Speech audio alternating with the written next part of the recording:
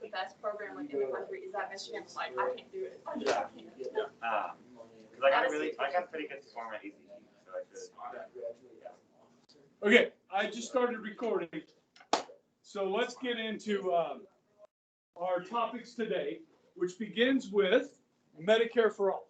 Okay, so just to get this, I got to kind of explain a couple of things for you here. Okay, first of all, President Biden has come out and said, I am not in favor for Medicare for all, for policy-wise. Okay, now Kamala Harris is. Okay, now there's different systems that we have to look at. Okay, and there's different ways of implementing Medicare for all. All right, now Medicare today is health care for the elderly, right? Everybody pays into it, but do you qualify for it? The answer is likely no, unless you're poor. So what you do when you turn 65, guys, is you buy into Medicare. So you pay premiums on top of all the taxes you paid your whole life to get into Medicare, okay? And then it's cheaper than going out and buying your own health care. Most people get health insurance through their employer, okay? Now that started way back in like the 1950s as just a perk to try and attract, the top talent in the country. Said, well, hey, if you come work for us, we'll pay for your health insurance, okay? That's how it started.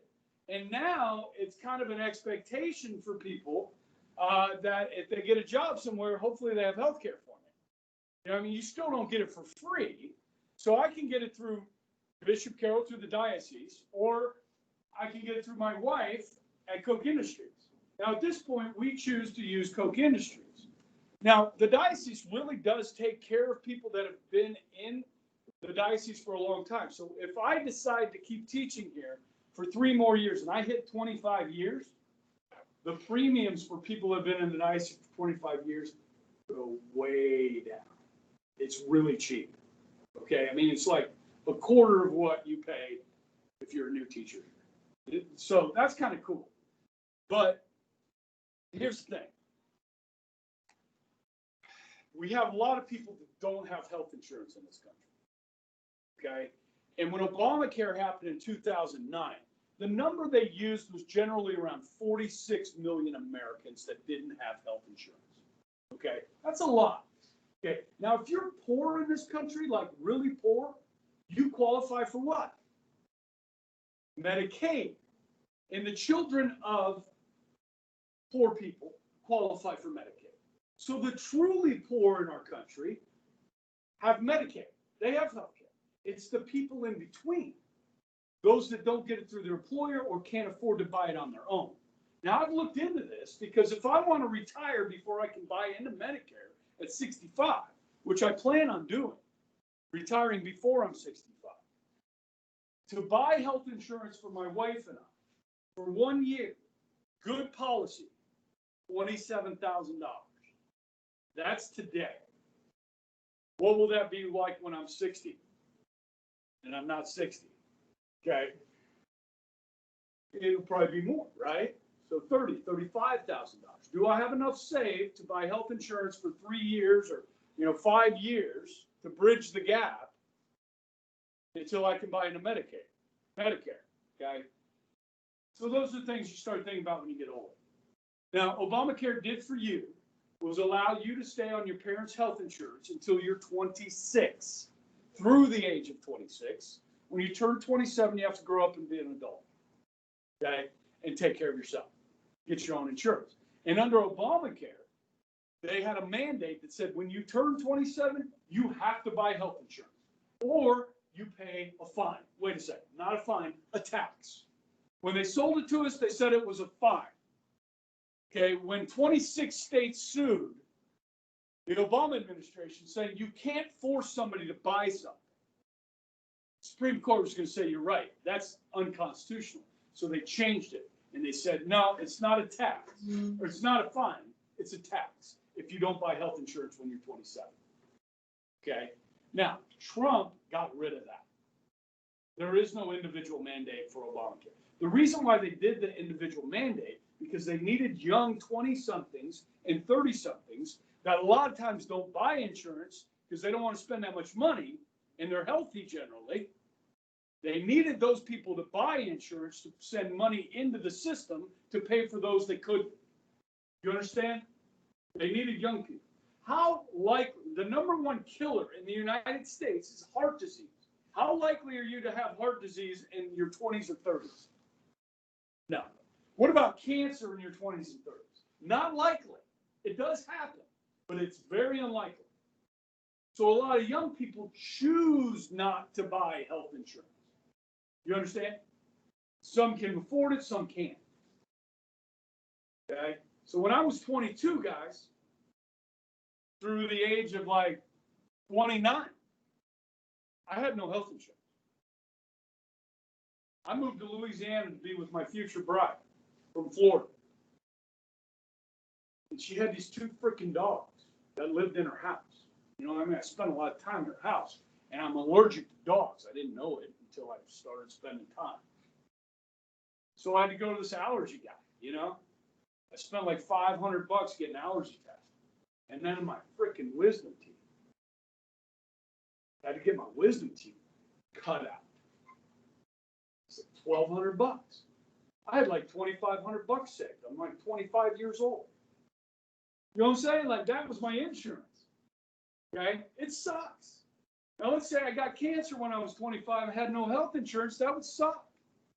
You know what I mean? These are the horror stories that kind of pull at the heartstrings of people to say, yes, we need Medicare for all. Everybody needs to be covered. Okay? So that's kind of, that's the underlying like push for this. Now, we have some of the most expensive healthcare in the world, but we also have some of the best healthcare in the world. If you were to get sick in any country in the world, this would be one of the countries you would want to get sick in. Okay? So, what does Medicare for all mean? Okay? Depends on who you ask and what they want. But what you're usually looking at is what's called a single payer system. Who is the single payer? There's one person that pays for government or pays for health care for everybody. And that's the government. The government is the single payer. This is universal health care. Okay?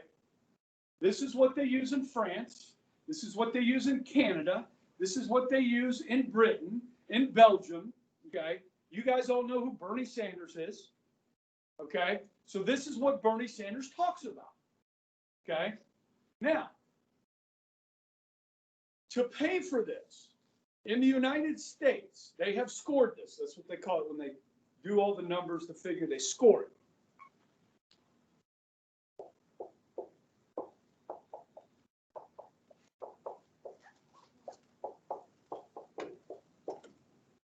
Over a 10-year period, costs $32 trillion.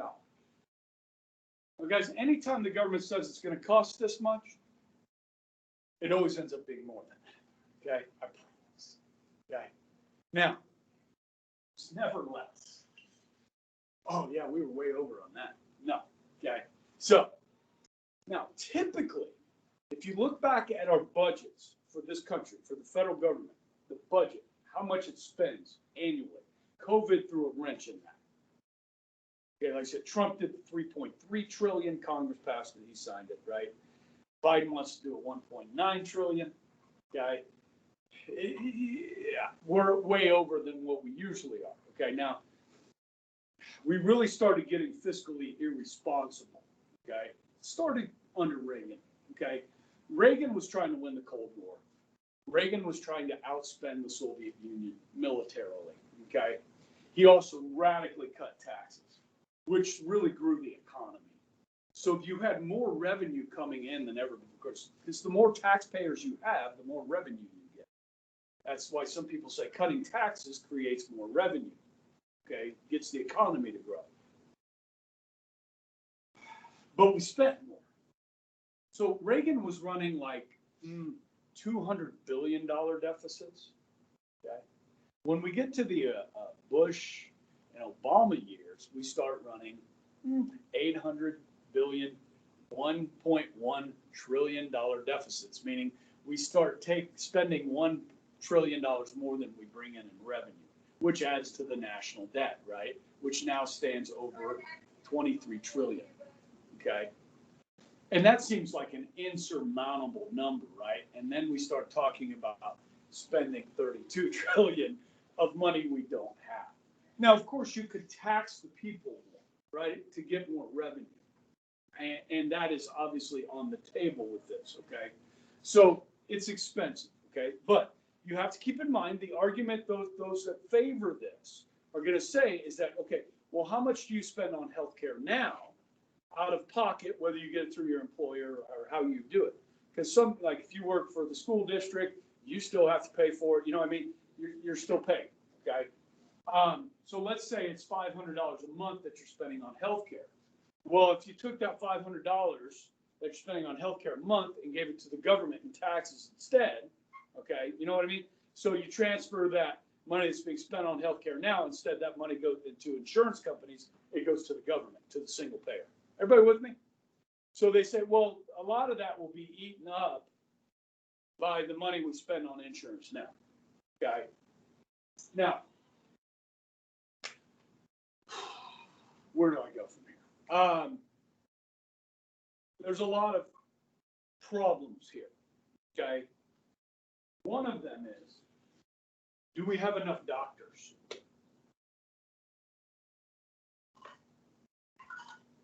If healthcare is for free, more people are going to use it. Yes? Now, you need, I don't know if anybody's ever been into a dermatologist in Wichita. There's not very many dermatologists in Wichita, and it's hard to get an appointment. It is. I mean, my son goes, and it's like, yeah, we can get you in 3 months. We'll get you in. What? 3 months? My daughter had to get a new prescription for, she gets contacts. This is our first time. She just got contacts. We've never done this before. I don't have I don't have glasses. Well, I didn't until my daughter and we both got them last year. But the prescription runs out. You can't just go buy more contacts. You need a new prescription for that? What the hell? She's got like 8 days left in the volleyball tournament. Well, what are we going to do?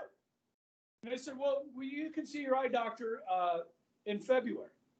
We're like, what do you mean? You got anybody else we can see? I got an emergency. So they got us in, right? Have any of you guys ever had to have an MRI taken? Yeah, do you remember how long it took between the time the doctor said you need an MRI and when you got the MRI? A week? A month? That's too long. Okay? Guys, there are more, that's shoddy, man. You gotta put pressure on somebody there. Listen, there are more MRI machines in Kansas than there are in Canada. In the United States, you can buy an MRI machine, open a building on North Ridge Road called MRIs Are Us, print business cards, take them to all the doctors around, say, hey, if you need anybody that's needs an MRI, send them up to us. You can do that in the United States. You can't do that in Canada. The government decides how many MRI machines there are, not the people. Okay? Now, I've had an MRI. It took about 2 weeks to get it. Okay? Anyhow, I really didn't need it. I probably shouldn't have done it. It's arthritis. There's nothing wrong with me. It's just arthritis. And that's what it's going to show. Okay, give me the little white pill. I'll take it once a day. It really helps. Okay? I hope it doesn't get worse. So the ankles and the feet. Okay? Elbow. Try a back. What? Try a back. A back? Bath? Back. Back. Arthritis in the back? That's not good. No, it's not. No. Okay. All right. In France, if you are wealthy in France, the top income tax bracket is 75%. This is how they afford their welfare system. 75%. So you make a million euros in France. 750,000 go to the government. You keep 250,000. Okay. Now, In the United States, the highest tax bracket is 39.7. Okay. Now, if you live in California or New York, you also have state income taxes. Kansas, we have pretty high state income taxes. We're in the top third state income taxes. Now, if you go to Texas or Florida, they don't have state income tax. Okay, might pay a little bit more in property tax. Okay, but so if you live in California, add another 9% to that. Okay, Kansas is about 6%. Okay, now then you've got other property tax. Okay, so you're getting close to 50% here. Okay, when it's all said and done with capital gains taxes, sales taxes, and everything else, rich in this country pay about 50% of what they make in taxes on average. Okay, now if you're poor in this country, 48% of Americans pay 0 federal income taxes. Now, if you work, you pay Social Security taxes. The government keeps that, as it should. If you work, you pay Medicare taxes. I'm talking about you guys, your age. Pay Medicare taxes. They keep that. Because you're poor and young, they give you the rest back in a refund. Okay? If you're poor and you're 30, same thing. You pay 0 federal income tax. What Bernie fails to tell you is that in Belgium, which he just loves the Belgian model, okay, everybody pays taxes. The poor pay taxes because the poor are the biggest recipients of these welfare programs. They're going to pay, okay, and the rich are going to pay a lot more. Everybody's paying more, okay.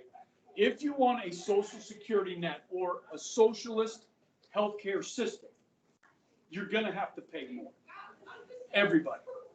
Now, if we're not going to tax our poor, 48% of the population, then you know who the burden's going to be. The middle class. Because the rich only have so much money. You could take everything that Elon Musk has, because he's now the richest. Okay? Happened last week. Okay? Elon Musk and Warren Buffett, Bill Gates, and you can't touch that. These people might be billionaires, but they're not trillionaires. You understand? And there's not that many billionaires. We have more than we did, 10 years ago. Right. Including, what's his name with Amazon? Bezos and his wife, who's very rich now, his ex-wife. Okay. She's the richest woman in America.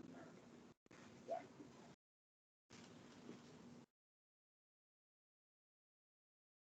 So you got to pay for it. Are you going to have enough doctors if everybody shows up? Now, we could do something about that. We could pay for students to go to med school.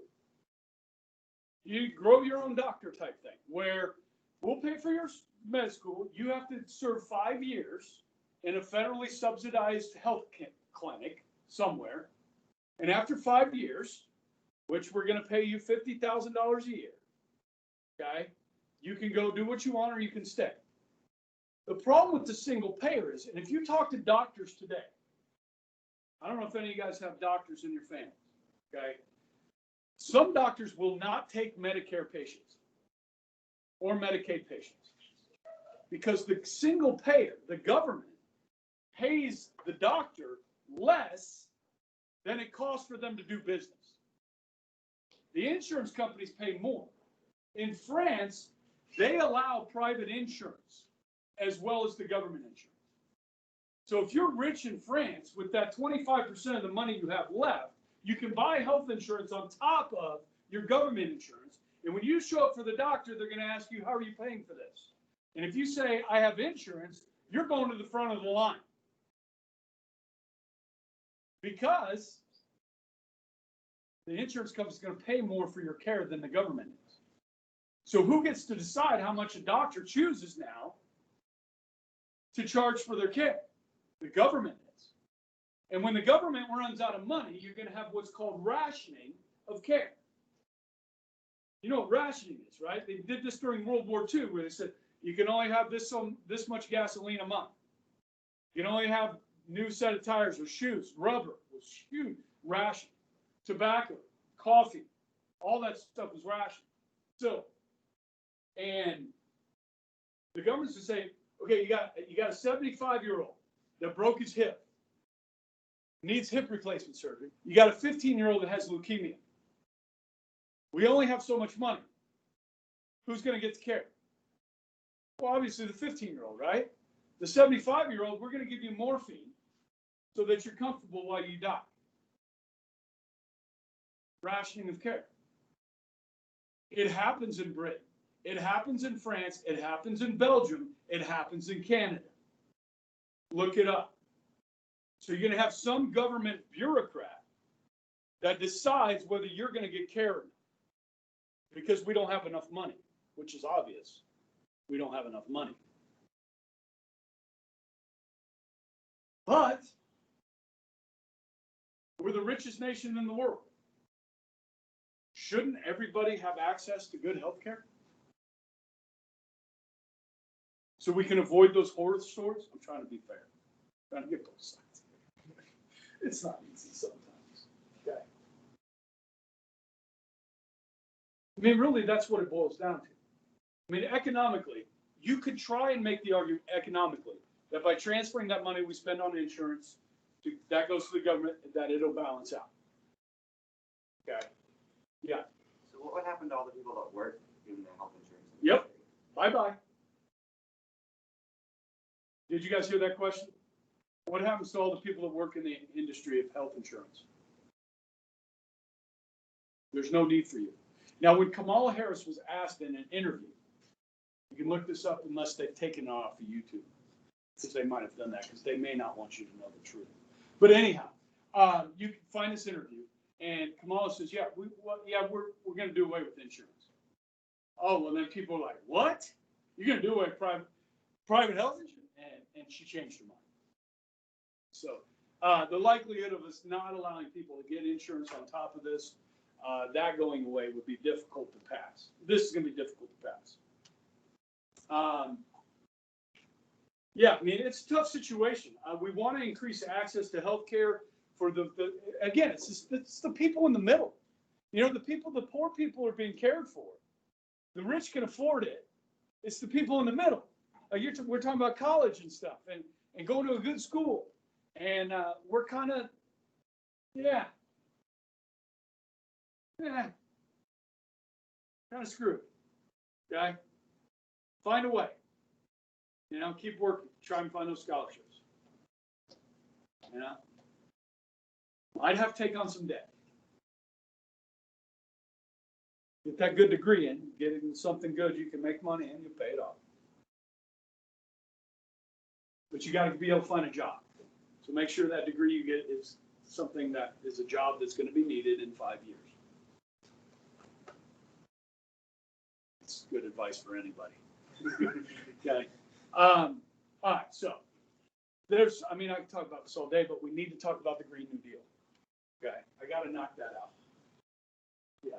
We need to get kind of moving into that area. Okay. There's tons on this, guys. You just do a Google search. You can always do Google searches with pros and cons, you know, where you can kind of read both sides. But on the Green New Deal, okay, first of all, let me test your knowledge here.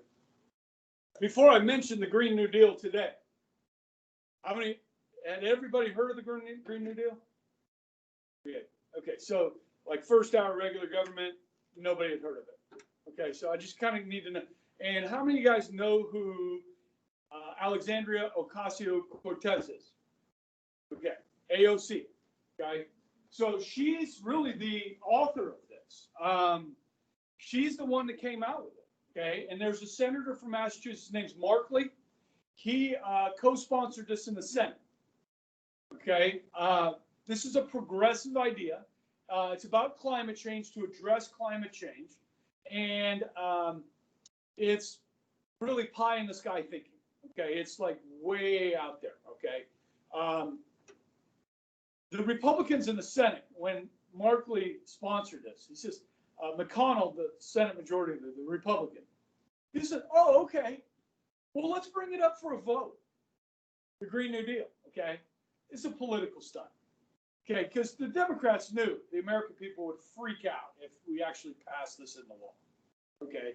But, so McConnell scheduled it for a vote on the Senate floor. Democrats knew that what he was doing. So they all voted present, okay? And then there was 50, I think it was 57 no's to 0 voted yes. The rest of the Democrats all voted present, okay? It was just, you know, hey, you guys want this? All right, let's vote on it, okay? So anyhow, this is what they voted on. Okay? Now, and a lot of this is going to depend on how you feel about climate change. Like, if you feel like we are headed towards, you know, like a catastrophic climate crisis, like in the next few years, okay, then this is something that you may like say, yeah, I know this is kind of out there, but I support it. Okay, so let me read you basically what Alexandria Ocasio-Cortez and her staff came up with. Okay, guaranteeing a job with a family-sustaining wage, adequate family and medical leave, paid vacations, and retirement security for all people of the United States.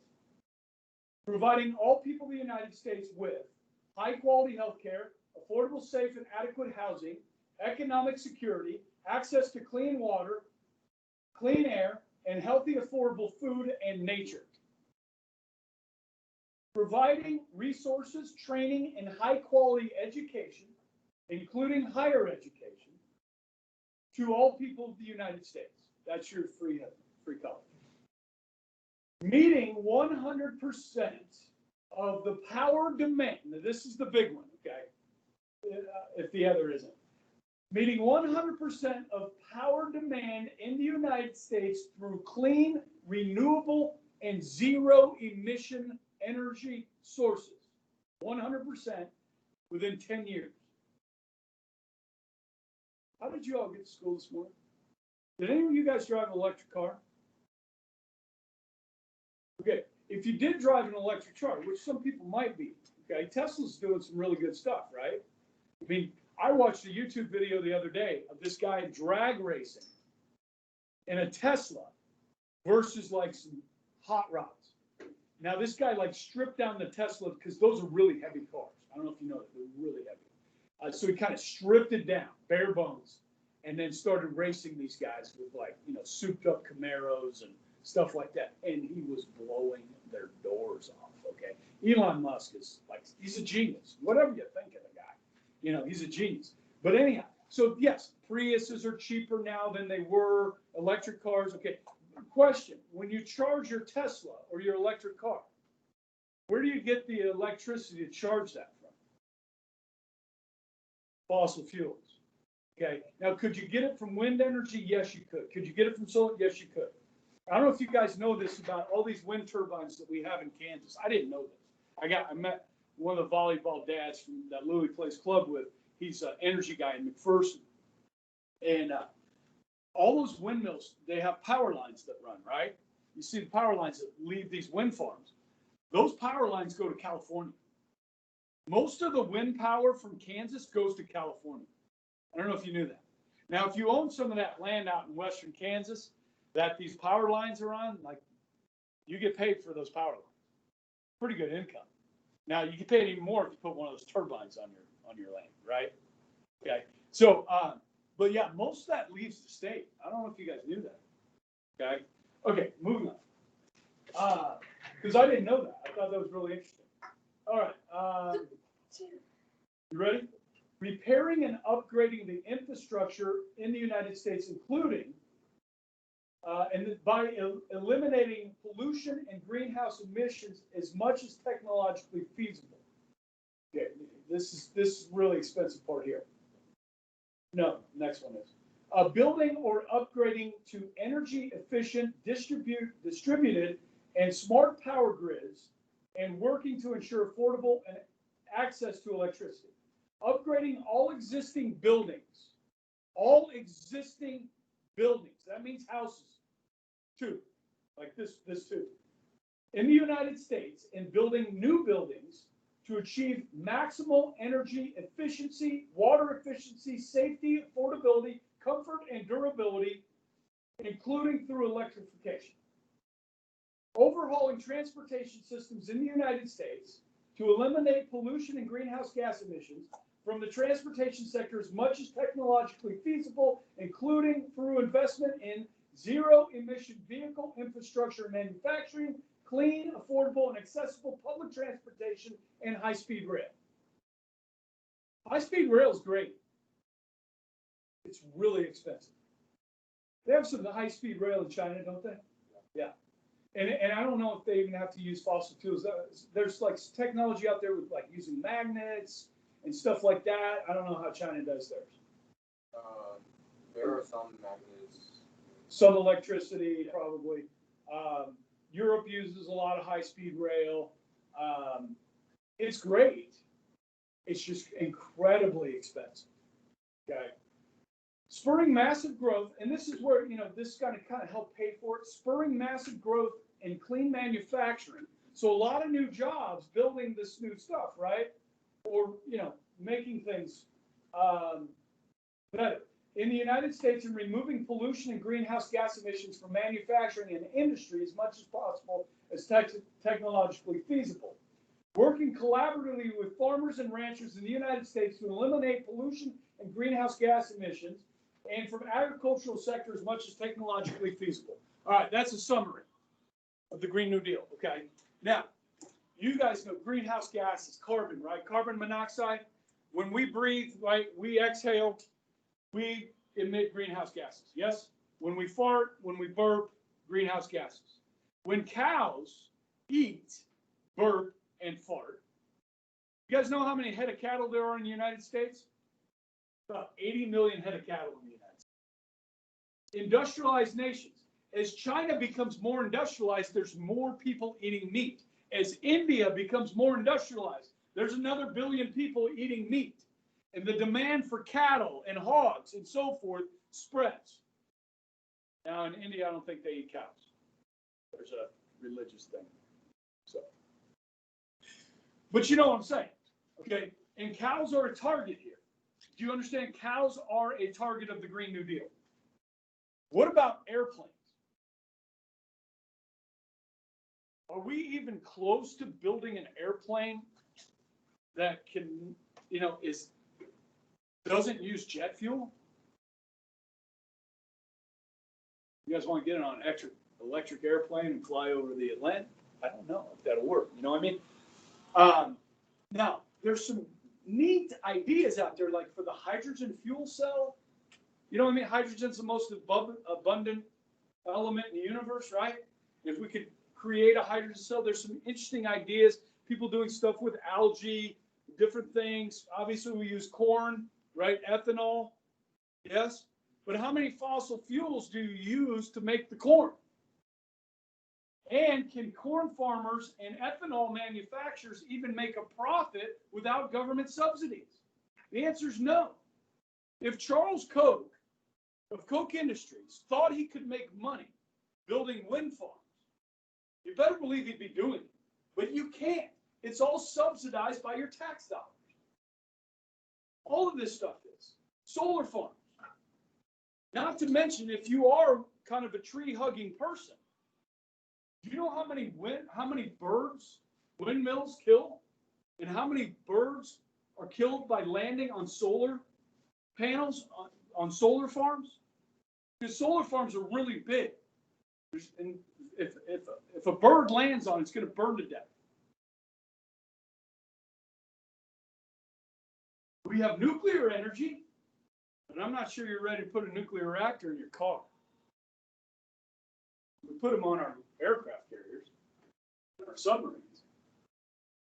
But maybe we can make that safe. I mean, the technology is not ready for this.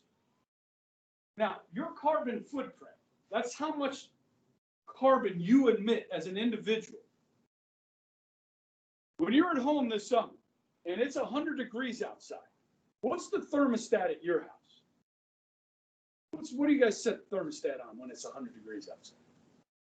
At your house? Anybody know? You guys like keeping it cold?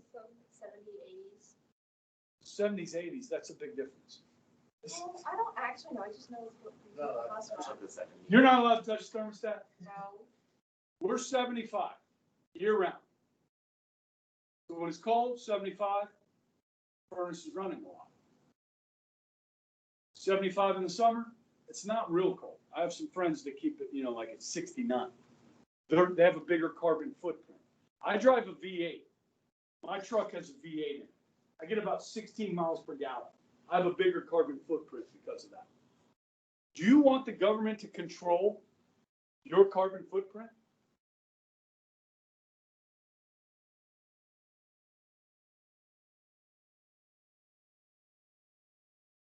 You can have the government controlling your healthcare decisions, and how much energy you get to use. Just turn it over to the government. Everything will be fine. Now, I'm running out of time. Can we pull this off? Right now we don't have the renewable or green energy to pull this off. I think that's kind of obvious, right? To go 100% renewable fuels. We could all use public transportation that was electric, but where are you going to get the electricity? We could build more wind farms for sure. Okay. I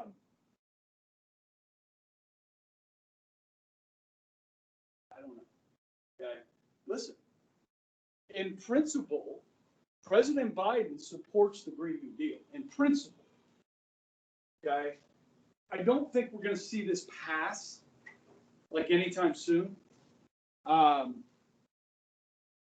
don't really want to have a big discussion on climate change. Okay, we could.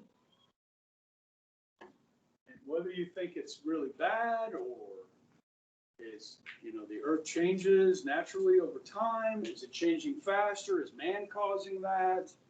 That sort of thing. Okay, how bad is it? Is it bad?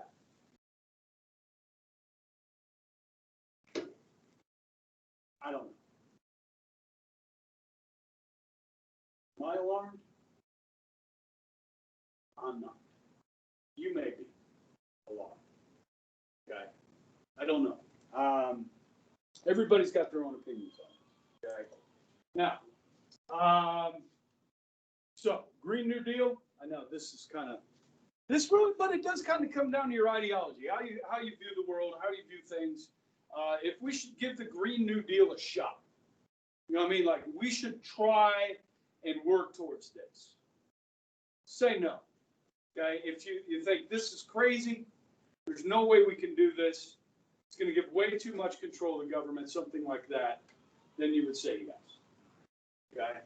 Now I talked a little bit about taxes today, so I'm going to jump on that tomorrow. And I'm going to try and get through like 4 tomorrow, maybe 5, and try and wrap this up by the end of next week. Okay? We can't take too many days on this. This is day 5. And we just got through number 13. Okay? We're halfway through. Okay? I don't want to take 10 days on this, but we may take 7 or 8. Okay? If that's all right with you. And then I'll start lecturing and you guys can start taking notes. Good? Bye, guys. Thanks for coming. I had 4 people.